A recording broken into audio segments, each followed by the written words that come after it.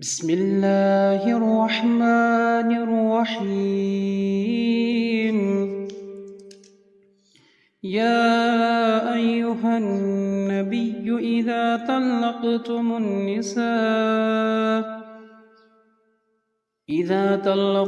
النساء فطلقوهن لعدتهن واحصوا العدة واتقوا الله ربكم لا تخرجوهن من بيوتهن ولا يخرجن إلا أن يأتين بفاحشة مبينة وتلك حدود الله ومن يتعد حدود الله فقد ظلم نفسه لا تدري لعل الله يحدث بعد ذلك أمرا.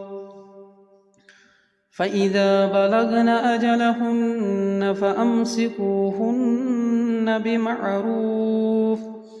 بمعروف أو فارقوهن بمعروف وأشهدوا ذوى عدل منكم وأقيموا الشهادة لله ذلكم يوعظ به من كان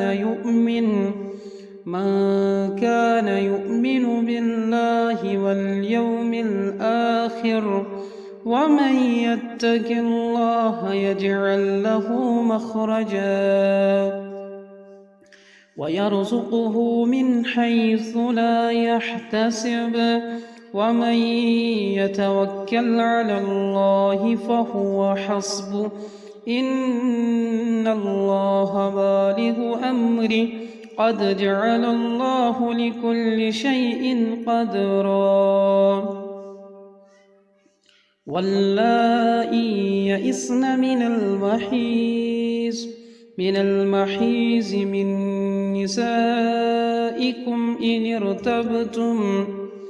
إن ارتبتم فعدتهن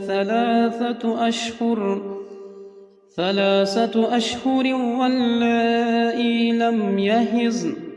وأولاة الأحمال أجلهن أن يضعن حملهن ومن يتق الله يجعل له من أمره يسرا. ذلك أمر الله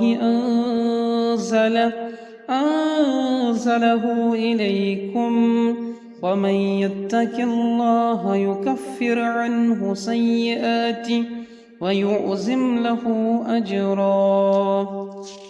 أسكنوهن من حيث سكنتم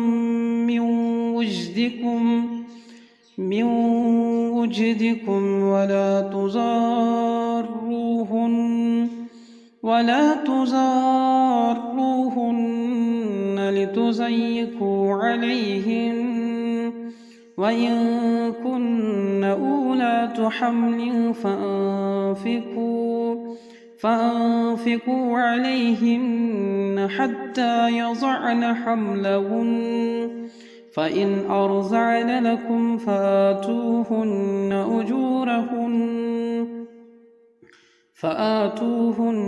أجورهن وأتمروا بينكم بمعروف وإن تعاسرتم فسترضع له أخرى لينفق ذو سعة من سعته ومن قدر عليه رزقه فلينفق مما آتاه الله لا يكلف الله نفسا إلا ما آتاها سيجعل الله بعد عسر يسرا. وكأين من قرية عتت عن أمر ربها ورسله فحاسبناها حسابا شديدا وأذبناها عذابا نكرا فذاقت وبال أمرها وكان عاقبة أمرها خسرا أعد الله لهم عذابا شديدا فاتقوا الله يا أولي الألباب الذين آمنوا قد أنزل الله إليكم ذكرا رسولا يتلو عليكم آيات الله مبينات ليخرج الذين آمنوا وعملوا الصالحات من الظلمات إلى النور ومن يؤمن بالله ويعمل صالحا يدخله جنات تجري من تحتها الأنهار خالدين فيها أبدا قد أحسن الله له رزقا الله الذي خلق سبع سماوات ومن الأرض مثلهن يتنزل الأمر بينهن لتعلموا أن الله على كل شيء قدير وأن الله قد أحاط بكل شيء علما